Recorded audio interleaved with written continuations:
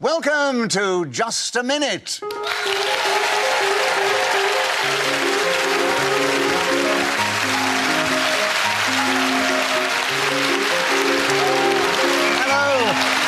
name is Nicholas Parsons, and as the minute waltz fades away, it's my great pleasure to welcome you to this special edition of Just a Minute from BBC Television Centre. We found our way at last onto your television screens after celebrating 45 years of radio triumph.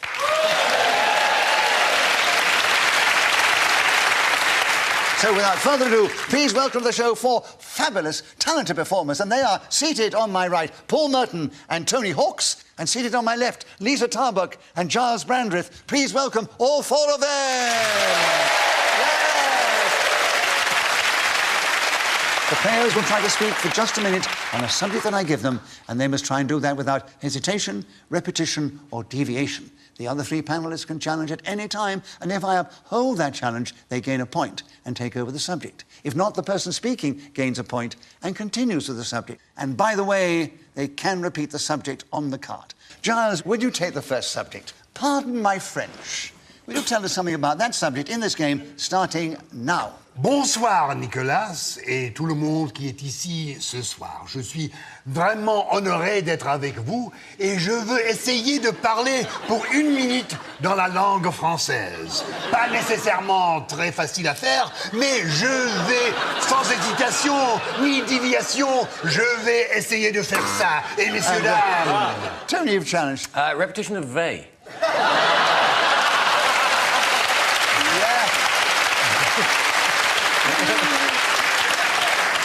He did repeat very. Oy vey. Got it in one. Oh, yes, so, confortably, son compère?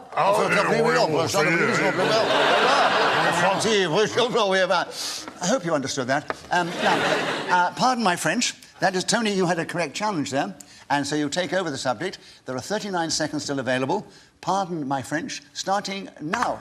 Ce n'est pas seulement Gilles qui peut parler français. Je peux le faire aussi si je veux. But people tend to say, pardon my French, when they're swearing or don't want to be seen to be very rude. It doesn't bother our host. People would be interested to know...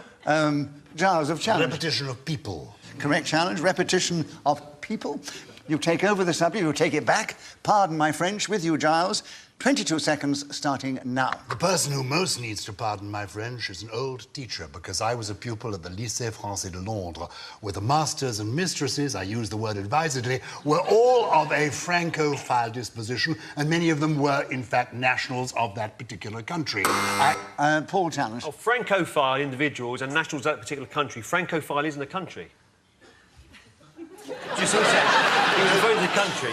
They were Francophiles or of that country. They were either enthusiasts for France, they were the Francophiles, yes. or they were natives of that Paul country. is actually right. You have a correct challenge. You get a point for that, of course. 7 seconds still available, and your time starts now. I did metal work.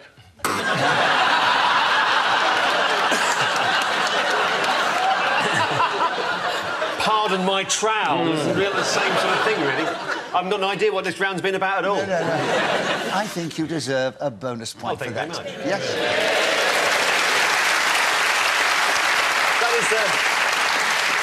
That's the first time I've had my ignorance clapped. It wasn't ignorance, it was your wit. Oh, yes, indeed. Yes. Absolutely. And, Tony, you challenged first. Yes, well, we count that as a hesitation. We if do, you stop. You count that as hesitation, Or Tony. un moment. Is that French? A bit Spanish. Bit Spanish, oh well.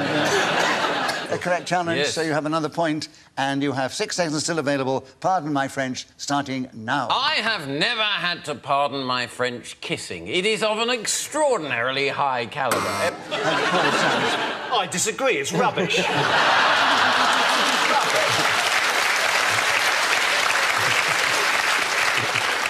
It's hardly worth getting drunk for. Tony, I've never heard anybody, after a bit of osculation, saying, pardon my French kiss. It's ridiculous. Well, I've done it to such a high calibre, I've never had to pardon my French kissing, you see. This is my point. Exactly. What did you challenge then? Well, I get bogged down with details. I I don't really. No, I don't have a challenge. I don't really. You don't? All right, well, there's only, you see, I have to be so careful here because there's only half a second to go. So, Tony, you have half a second, pardon my French, starting now. Sur le pont d'Avignon, non...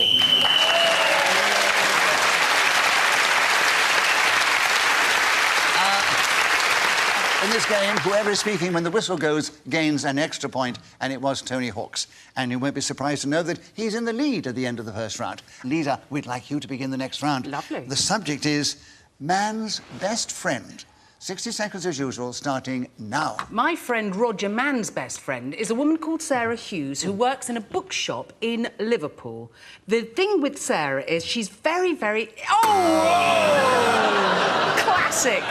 Oh, the classic problem in just a minute. And Paul, you picked it up first. Repetition of Sarah. You said that as well. I ignored very well, but you did say Sarah twice. Yeah, well, that's very clever of you, yes. So it's, Galloped. And you've got 50 seconds. You tell us something about man's best friend, starting now. Man's best friend is undoubtedly Colin Watson. He lives in Rotherham, and any time a man is in trouble, they go to him and they say, "My dear friend, get me out of this particular hole I find myself in now." They often say that dogs are man's best friend, but I don't really know if that's the case. My best friend wouldn't get up to some of the things that those creatures do. Have you seen canines walking through the park? They have the most extraordinary lifestyle. People clean up after them, which is lovely. But whether that qualifies them as man's best friend, I don't know. How about man's best friend being the giraffe? A majestic animal with its long neck and its nibbling of acacia trees. It shows to humanity that we and other species can be joined together as we search towards truth, light and the American way. Yes, we must go to the safari parks and unleash them.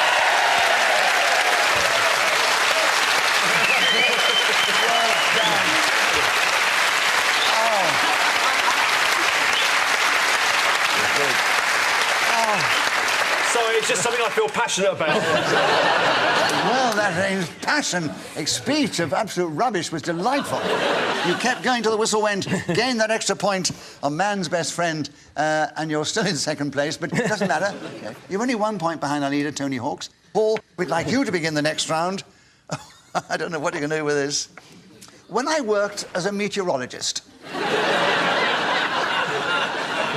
After man's best friend, tell us something about that one in this game, starting now. When I worked as a meteorologist, my workmates didn't like me. They were a bit of a shower. In fact, I used to... Well, you've grown enough and he's been given the subject. And they used to rain on my parade. I'd say no. Sometimes there were scattered spells of interest, but they didn't last very long.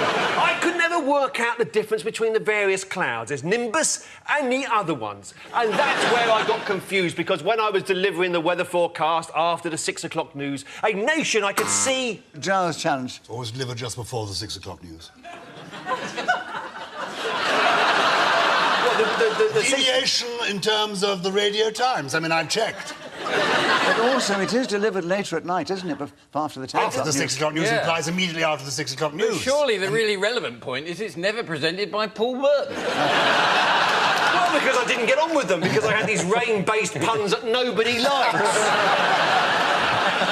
I'm going to give you the benefit of the doubt. Yeah. And if I can address the balance sometime later, Paul, I will give you the benefit. Right now, Giles has got it. He has the subject. When I worked as a meteorologist, and there are 33 seconds available, starting now. When I worked as a meteorologist, it was always the first day of spring, because... Paul challenge. Get yourself a new calendar. He's working it. He said every day was the first day of spring. You'd be thrown out, you're coming out with that rubbish. Hello, it's the first day of spring again. No, I tell you, Go on, this should redress the balance. Absolutely. You've taken the very words out of my mouth. Have I? Yes, we are. I think it's because, I mean, he was using it... you're right. Metaphorically speaking. It was, absolutely. You were using it metaphorically. It's like saying after the 6 o'clock news, isn't it? So you have the benefit of the doubt, yes. And you have when I worked as a meteorologist, and you've now got another point. Oh, they're all equal in the lead. Giles Brando, Tony Hawk's and Paul Merton. And 28 seconds available still, Paul, starting now. I was aware of a persistent cold front that led all the way up to Christmas. My work colleagues were... Lisa You said Chance. work before in the first did, batch. you're absolutely yes, right. you did, yes, right. So, Lisa, you got in on this subject now. When I worked as a meteorologist, you have 21 seconds if you want them starting now. I was in charge of the shipping forecast, and my favourite area was German Bight, which is adjacent to Dogger, you'll understand. The news there was we joined the meteorology office in 1920 or thereabouts after the First World War, and I had to go down and check for mines. Tony of Challenge. No, She's not that old, surely. I am. Really? Nipped and tucked. Oh, right. One way of saying it. Really, yeah. No, Lisa, looking at you, I cannot believe that you were there right back at the beginning. So, Tony, correct challenge. And you've got him with 4 seconds to go. 4 seconds. And you start now. When I worked as a meteorologist, I did a lot of French kissing, and very popular I was too in the department. I would go through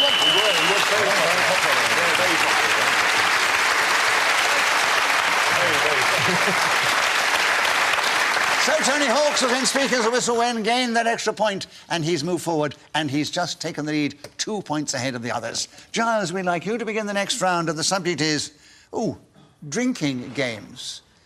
Tell us something about that in this game, starting now. Recently, I happened to be staying for the weekend at Highgrove. This is where Prince Charles lives with his second wife. And Camilla was not actually anywhere to be seen. Tony's challenge. Well, he did an which we count as a hesitation. He went and Did I? Yeah. Yeah, and besides, I my story was overawed by the glory of my story. I do apologise. I thought the audience went, Yeah, I think so. I think they were going, oh. No. Some of them were getting down on their knees, I noticed. It was rather terrible. They're trying to crawl out without being spotted. Tony, another point, 52 seconds, drinking games, starting now. Every 4 years there are Olympic Games, but London... Hesitation. Hesitation, Definitely. A complete full stop. Well, yes, I was going to say every again, and, you know, what do you do when you start to say every, and then you... Well, that's what happens. Yeah. That's what happens. It's a Lisa, disaster. you have the subject. You have 47 seconds, drinking games, starting now. I like nothing more than enticing a whole shipload of sailors off of their boat in Plymouth and... Tony did. Well, repetition of off. She went off of. OK. I beg your pardon? Oh, I suppose that's not off two offs, is it? It's an off and then an off. Yes, on and off. Yeah, And the story was just hotting up. I'm not sure we can pick up the thread now. Well, no. If I may use that euphemism. We can all just loosen our clothing a bit and get ready for it now. Right, here we are. So, Lisa, an Okay. incorrect challenge, a point to you. Drinking games, 42 seconds, starting now. Our favourite tipple, of course, is a Nelson's Blood, reminiscent of that old fruity Matelot from years gone by. There Giles, was a bit of a hesitation, a touch of an there was. You looked at Giles. Yeah, indeed. He resented you calling Nelson, the great know. admiral, a fruity nut. A fruity Matelot. He was a fruity Matelot, though, wasn't he? I You've got one or didn't- two fruity sayings of his. I have. You've been regaling us in... That was Napoleon. Oh, was it? Yeah, Napoleon. I'm of an age. Right, so, Giles, a correct challenge. 36 seconds What are is the subject available. Drinking games, starting Sailors. now. Yeah, we were... Hesitation. Clearest case of hesitation that we've ever had. Very clear hesitation. You could have made a ham sandwich in that. You could have back forwards, you could have made a ham sandwich. I think, to be fair to Giles, Yeah. he didn't realise we were about to start. No, I was giving... Yeah, thank you, sir. Thank you. I'm now poised. You're not So, poised. Giles, I'm now when I say I'm poised, I mean, that's for you to judge. But I mean, I'm ready. So, Giles, Yeah. it's drinking games, 35 seconds, starting now. In Shakespeare's play Twelfth Night, Sir Toby Belch, Andrew Aguecheek and Feste with Maria indulge in drinking games and sing the most extraordinary catch round. Productions of this enjoy the drinking games hugely. There is a lot of acting that involves leaning forward like this and then going backwards. Ho, ha, he is not the sound that is normally made, but repetition is not permitted in this particular drinking game that I'm indulging in now. A glass of schnapps, then vodka, wine from Germany, France, Italy, all those extraordinary places, and then, of course, Algeria, where it tastes like resin.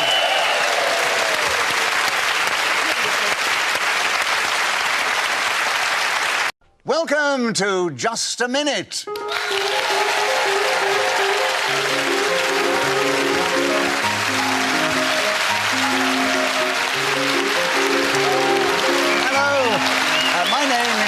Nicholas Parsons. And as the minute waltz fades away, it's my great pleasure to welcome you to this special edition of Just a Minute from BBC Television Centre. We found our way at last onto your television screens after celebrating 45 years of radio triumph.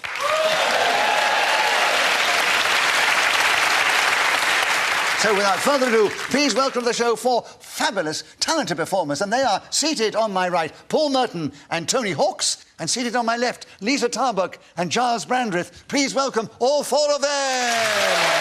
Yes. The players will try to speak for just a minute on a subject that I give them, and they must try and do that without hesitation, repetition, or deviation. The other three panellists can challenge at any time, and if I uphold that challenge, they gain a point and take over the subject. If not, the person speaking gains a point and continues with the subject. And by the way, they can repeat the subject on the card. Giles, would you take the first subject? Pardon my French. Will you tell us something about that subject in this game, starting now? Bonsoir Nicolas et tout le monde qui est ici ce soir. Je suis vraiment honoré d'être avec vous et je veux essayer de parler pour une minute dans la langue française. Pas nécessairement très facile à faire, mais je vais, sans hésitation ni déviation, je vais essayer de faire ça. Et messieurs, dames... Tony, you've challenged. Repetition of they.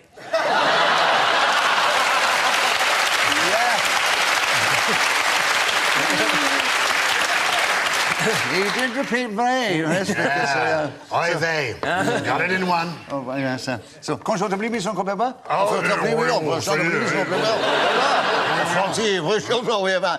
I hope you understood that. Now, pardon my French. That is, Tony, you had a correct challenge there. And so you take over the subject. There are 39 seconds still available. Pardon my French, starting now. Ce n'est pas seulement Gilles qui parle français. Je peux le faire aussi si je veux. But people tend to say, pardon my French, when they're swearing or don't want to be seen to be very rude. It doesn't bother our host. People would be interested to know. Giles of challenge. Repetition of people. Correct challenge, repetition of people. You take over the subject, you take it back. Pardon my French, with you, Giles. 22 seconds starting now. The person who most needs to pardon my French is an old teacher, because I was a pupil at the Lycée Français de Londres